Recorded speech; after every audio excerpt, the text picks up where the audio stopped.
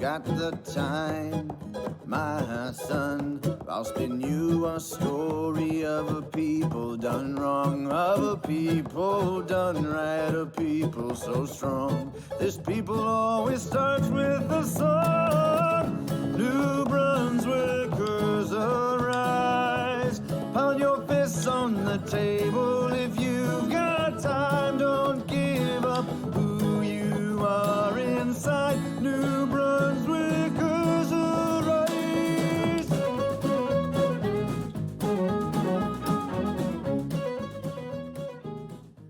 From the wave-swept shores, coastal vistas that are a worthy end for any Hollywood blockbuster, to dozens of iconic lighthouses, whale-watching adventures that draw global acclaim, and of course, the highest tides in the world, Southwest New Brunswick is more than just a destination. It's a provincial gem waiting to be discovered. This region will leave a lasting imprint on those lucky enough to enrich themselves with its beauty and hospitality. Not to mention, it is also home to the world's oldest basketball court, Canada's oldest candy company, and one of the world's largest family-run aquaculture businesses. On November 5th, this quaint region of Southwest New Brunswick became a beehive of activity with a race organized by Community Capacity and Resilience. Similar to shows like The Amazing Race, Our Amazing Place had teams competing in a series of events at different iconic locations around the county. This event was designed to build a sense of community, a greater appreciation of the area, and develop a deeper understanding of the rich cultural connections. It was also used to help create awareness of and to fundraise for local charities. Our team name is the Charity Chasers. Our charity is the Fundy Transition House. Our team name is the East Enders because 4/5 of us are from the East End of St. Stephen. Our charity that we chose is a Charlotte County SPCA. My team name is the Fancy Lampshades. We're supporting the Neighborhood Works. Our team name is the Neighbors. We're supporting Neighborhood Works. Our team name is the Arbonne Fizz Friends, and our charity we're racing for is the We've Got Your Back program. Our team name is the Cool Cats, and we're supporting the SPCA.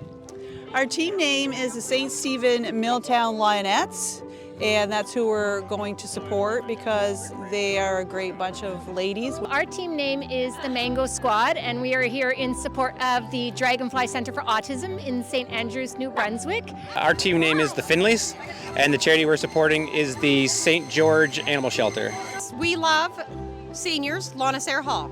Community Capacity and Resilience is the organization who funded this event, and Kim Reeder, a member of the committee who came up with the idea for the event. With the help of a fantastic team, they set to work making this special day become reality.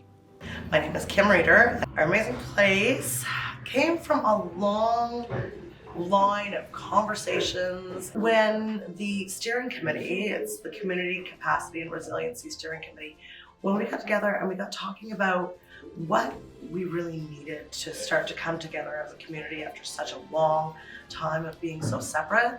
We knew it needed to be fun. We knew we needed to engage people. And we thought, you know what, maybe this amazing race idea is the right one, and it really did turn out to be. The effects of this type of activity, I think it develops a stronger sense of trust and collaboration between individuals, but I think it also widened our circles and widened our perspective. I know a lot of the participants met people they had never met before, so that's one thing. They had been to places and learned history that they didn't know before. And I think it just really provides people with a sense of possibility. Organizing Our Amazing Place, there was so many highlights every step of the way. It wasn't just our vision. We started with a common vision, and then every participant and every volunteer and every nonprofit added to that common vision. The Community Capacity and Resilience organization are making big waves thanks to people like Kim and her colleagues. We had a chance to speak to their director about the importance of events like the race. My name is Ann Cullahall. Really, the initiative, Community Capacity and Resiliency, is about helping communities tackle some of the biggest social issues that are affected after something like a pandemic or a storm or a flood, so they become more resilient the next time around. And to be able to tackle big issues like housing and transportation and food security and getting people more access to wellness programs and that kind of thing, create new partnerships in communities, help people network and bring together their resources to see what they can do in their own communities about some of those big issues. Community involvement is so important to create vibrant communities, because we've gotten to a place where we spend a lot of time in our own lives, in our own houses, in our own siloed spaces, and forgotten how to connect that as a community and what we can actually do as a community when we come together. We need to get people back out and getting together with their neighbors and doing positive things in their community and helping others, more vulnerable populations, because there's a lot a community can do for itself when people come together. Spawning from the French word for little rabbit, La Pro Falls is considered the best drive-by falls in all of New Brunswick, and the provincial park was the perfect starting point. With the sun struggling to eclipse the treetops, the morning fog still blanketing the falls, volunteers and organizers were already hard at work, preparing for the busy day ahead. Volunteering for an event is very important. Obviously things won't run without volunteers, so it's good for people in the community to step up and take part. Not just for events like this, but volunteering in Canada, I think, is one of the main threads in the fabric of what builds a community. People give of themselves for the benefit of others. Something like this, which is going to be a whole lot of fun, is only made possible because there are people who are willing to give up a Saturday, or in the case of the people who are organizing, probably the last couple of weeks to get this organized. And it's an exciting opportunity because the teams that are going to be taking part, some of them know each other, some of them don't, but they're going to benefit because they're working as a team, they're team building. There's a sense of accomplishment, and there's a sense of connection with the community. After a brief welcome message and introduction from Kim, the teams jumped right into the first challenge of the day, a chowder pot toss. Teams were gathered around a large soup pot for a little Southwest New Brunswick trivia. The rocks at La Pro Falls are thought to be between 10 and 14,000 years old. If they got the question right, they got a chance to throw ingredients into the pot and earn extra points for their team. After the kitchen party, teams were able to disperse and tackle the 4 other objectives they need to complete before they could leave the falls for their next adventure. Each of the 4 challenges had a different twist, ensuring teams were utilizing the special talents each member brought to the table. The 4 different challenges offered a wonderful glimpse into our roots and cultural values. Teams had an Indigenous pronunciation challenge where Justin Sapier, representing the Beskodumakati Nation, taught the teams how to properly pronounce the nation's name. How are you doing right now and how are you doing? We're doing the language of the Bezkumabegwadi, and I don't think that's how you say it. Okay, I am on the traditional territory of Bezkumabegwadi. We're leaving. Woo! We got it! Bezkumabegwadi. We're leaving. I'm on the traditional territory of the Bezkumabegwadi. Dungak Lagilwell and Lee Wisnil Justin Sapier, No Jail Ekwahug. How you guys doing today? My name is Justin Sapier, and I come from where the tide ends. This territory is the most beautiful territory in all of Wabanagi territory, which is the Dawnland, or the East Coast. Anyone living in Southwest MB or traveling here to visit the majesty of our many islands knows full well the sometimes intimidating task of making your ferry connections work. The ferry ride actively gave contestants the perfect chance to show off their mastery of just that skill. What challenge are you doing right now, and how are you doing with it? Terrible. We're doing the island hop one, and we have no idea. And we're not getting there for noon. It might be a month from now. You live on Whitehead Island. You are to meet friends on Campobello Island. This is a challenge where we have to start out in Whitehead and we have to end up on Campobello. And there's timelines to get to each place, there's ferry schedules, and we have to be there by noon. So in the end, we have to figure out which ferries we took and did we get there by noon. And the timing. It is hard to fully grasp this, but did you know that parts of Southwest NB can literally be found all over the world? Thanks to the granite quarries of yesteryear, this is actually the case. St. George is nicknamed the Granite Town, after all. This challenge is name the rock and match it to the location where it came from. Before teams could speed off to their next destination, they needed to take a group selfie in front of the falls. These pictures not only show off the beauty of the province and the team spirit of the group, they will provide wonderful memories for years to come. After such an early and hectic start to the day, heading to the beach was just what the doctor ordered. Well, Kim, actually. So thanks, Dr. Kim. Teams headed down to New River Beach Provincial Park, located on the Bay of Fundy. This bay is an iconic Southwest NB landmark, being the home of the world's highest tide, and backdrop for the hit TV series Race the Tide. On our hot, humid summer day, the cool waters offer the perfect escape. This provincial park has something for everyone. So where are we right now? We are at New River Beach. And what's the challenge here? That's a great question. We're supposed to read the monument. I have a feeling it'll come up later. Perfect. Thank you. And we're trying to figure out there's some kind of a clue with keep an eye on me. We feel like they're trying to trick us, so we're trying to be very thorough to get exactly what we need to do because we want to win this challenge for Neighborhood Works.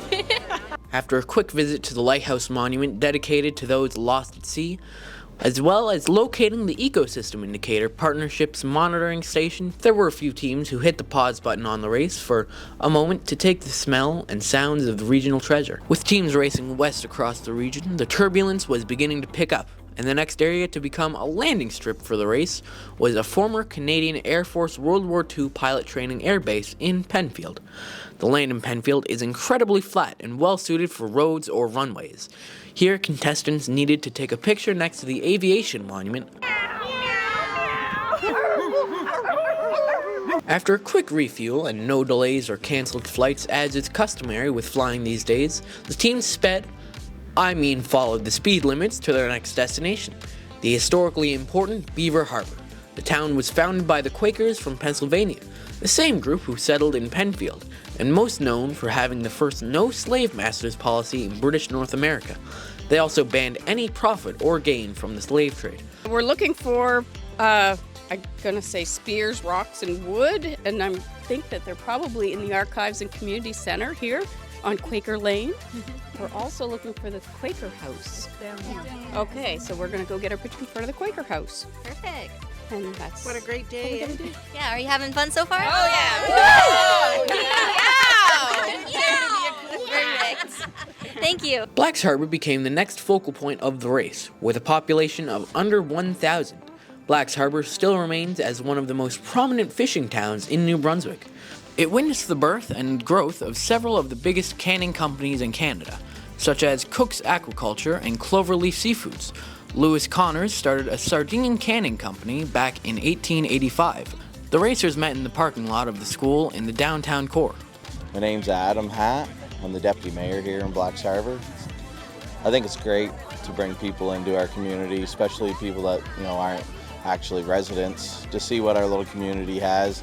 And you know what, like in Blacks, it's always great to have something a little bit different, like this event that's happening this afternoon. It's great to see everybody here. It's a beautiful day too. After a morning filled with fun, excitement, and frazzled nerves at times, the teams took a moment to replenish their tanks with lunch.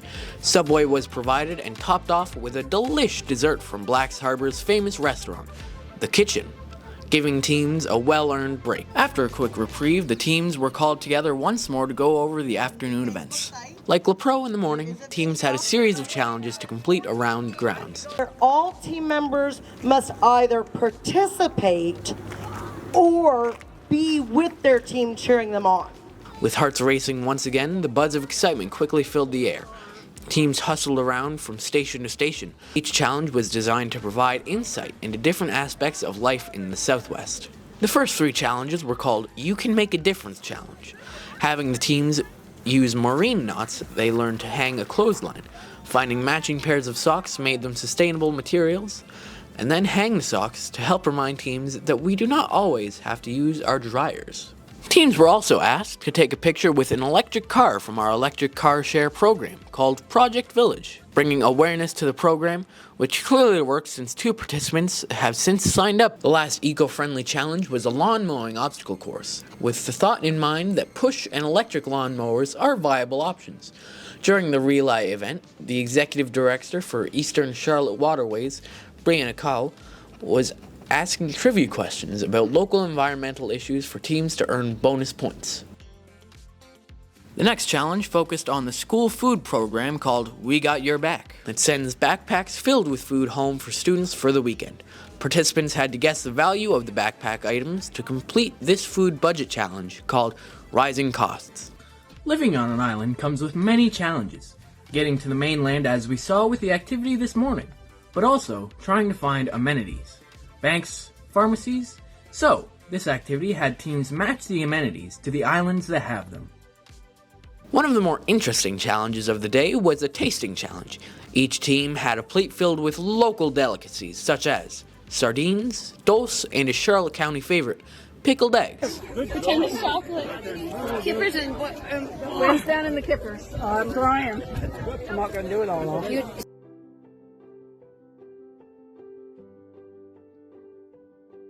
With the last food item being an up-and-coming item that offers a sustainable way to get protein. Crickets. I have to say, it wasn't a favorite challenge for me personally, but I enjoyed the food eating contest because my husband blew us all out of the water with taking handfuls of dead crickets and just in his mouth. I was shocked. I feel like there is a reason I'm married to him, and I know what it is now. Another exciting challenge had the teams look at a large inflatable globe and the flag of 4 immigrating families who have moved into the Charlotte region, and find the country on the globe, helping us better understand the diversity of the region. The last challenge teams needed to pass before they could leave Blacks was the Tool ID Challenge. Participants had to identify tools used in the region from yesteryear. Before teams could keep heading west, they had to make sure they stopped at the greeting card table. Teams were given cards to write sweet messages to the seniors of Lonicera Hall that they would soon deliver. St. Stephen became the next community in the journey. The town features the founding fathers of chocolate in Canada. The Ganong candy brand was established here. They created the first heart-shaped chocolate boxes in Canada and the first wrapped chocolate bar. If that was not enough, the town is home to the world's oldest basketball court. Of course, it is also home to our crew and our high school, St. Stephen High School. Go Spartans! The pit stop for the next activity found teams heading to a retirement home, Lonicera Hall. The hall was built in 1841 by James Porter and was soon bought by one of the Ganong family members to give his wife a lovely spot to stay. Nowadays, it exists as an independent housing for seniors, and for a short time on this day, the residents were given front row seats. As the first team streamed in, music began flooding the air as they set about trying to learn a series of dance steps to a classic ABBA song, Dancing Queen. Katrina's Dance Works, run by Katrina Dunwoody, our town's own dancing queen, has been a staple of the town for almost 20 years. Katrina, her son Hudson, and former dance student turned dance teacher, Christopher Lott, helped lead the teams through a series of entertaining steps, with seniors watching. Pure passion was poured into the dance as they all let themselves vibe to the music. My name is Katrina Dunwoody. I taught a dance, and they had to perform the dance in front of the people of Lonicera Hall. I think it was really fun. I think after a long day of driving and running around, they got to kind of relax and let loose and learn some dance moves, and everybody was cheering each other on. It was a lot of fun. It's really nice because I get people that I've never seen before. I get to teach them what I do, what I love to do. After a few practice rounds, each group of contestants worked together, creating moments that will stand out when reflecting on all the wonders of this special day. After successfully completing the challenge, the teams gave the cards they made to the residents and headed off to the waterfront in town for another round of selfies in front of iconic monuments.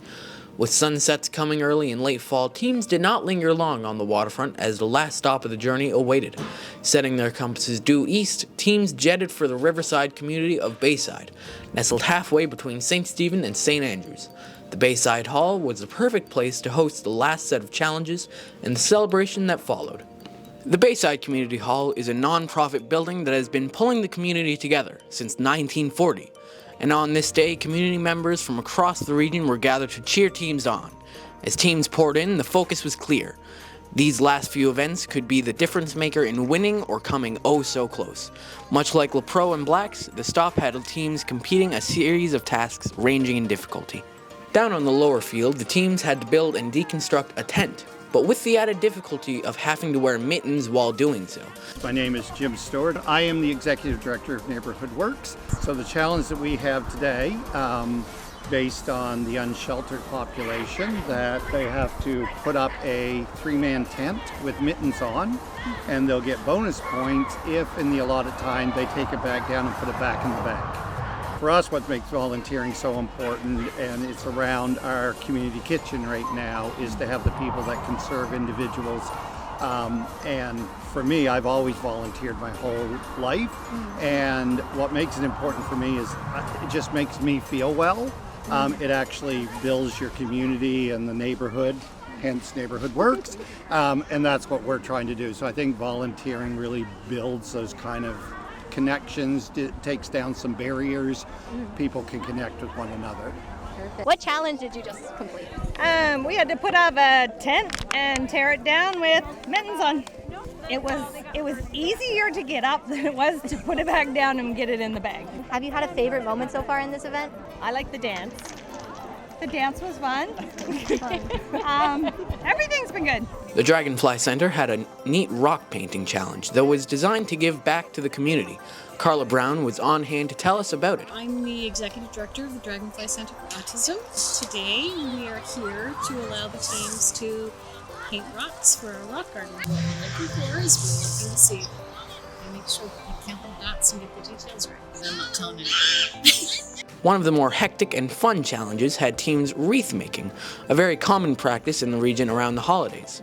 Teams got a glimpse into the physical nature of the job, yet many did so while singing away. Walking in a summer wonderland.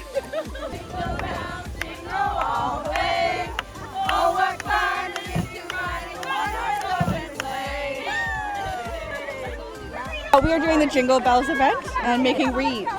How do you think it's going for your team so far? We had to restart and go back, so it's going. You've had a favorite part so far? Probably just like the event as a whole, like driving around, being with my family, and getting to know the community. Like I've learned a lot of information that I didn't know.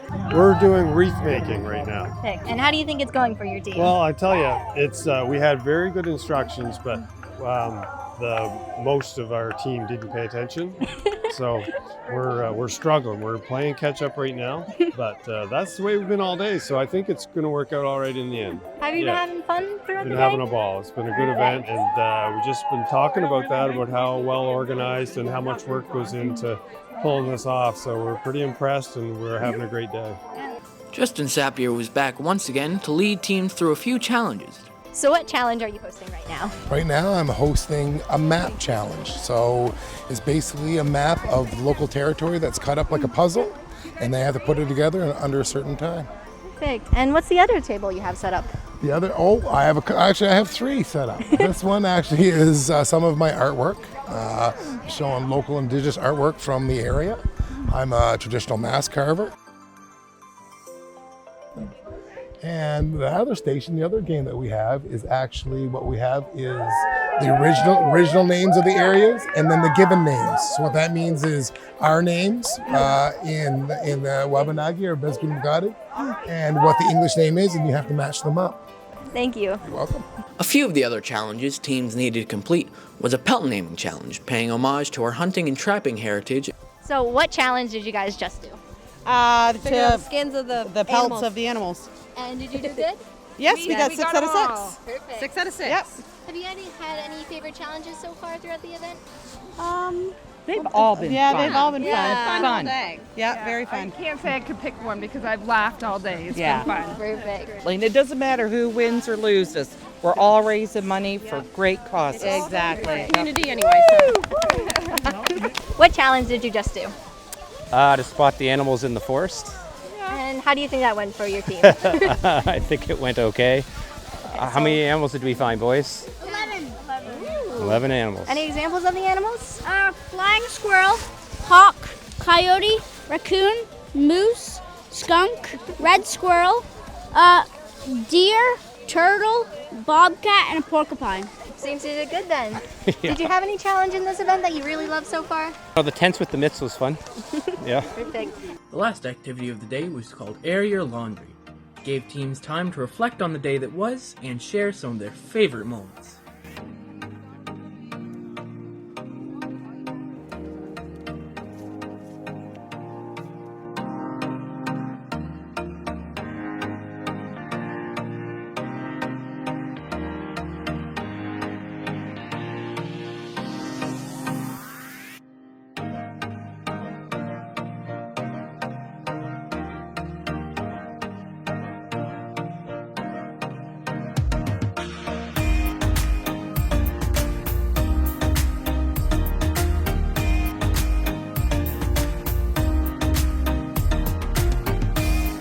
With the bonfire being lit, the musicians starting their sound check, the time had come for the moment all the teams were waiting for, to find out which team had won the first Our Amazing Place race. The teams were called up from last place to first. 3 main prizes were doled out, but all other teams got a chance to draw from an envelope with a random amount of money in it for their charity. The points were close from first to last. Our first place winner.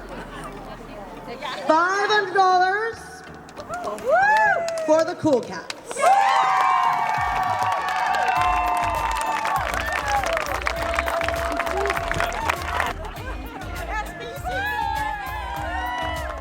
The reality, though, all teams and their charities won, and this was evident by the support and sense of belonging we witnessed all day long. 2 teams won special mention awards for overall team spirit, including the We Love Seniors team, running for Lonicera Hall, and the Cool Cats supporting the Charlotte County SPCA. There is no question that here in Southwest New Brunswick, the sense of community and desire to make our region welcoming echoes deeply in our residents. Go back right to the beginning of 1604 in the Champlain. So we were at the beginning of communities in Canada. The people! The people, the scenery, the history, lots of things to do. Nature. Everything, yeah. What makes Southwest New Brunswick so special? I'd have to say the people.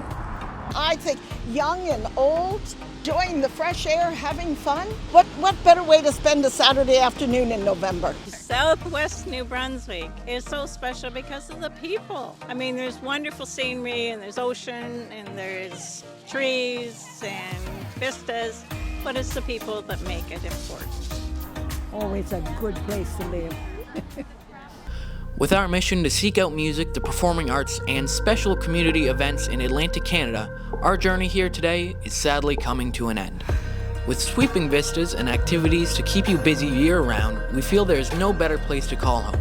Biased we may be, but we hope you come to see for yourself how truly special this corner of New Brunswick really is. Thank you to all those who made this day so memorable. The real winners of the day are all the charities that our teams worked so hard to fundraise for. We hope you do not wait for the golden hour of life to embrace the beauty around. Explore, experience, enrich, and there is no better place to start than right here in the Southwest of New Brunswick.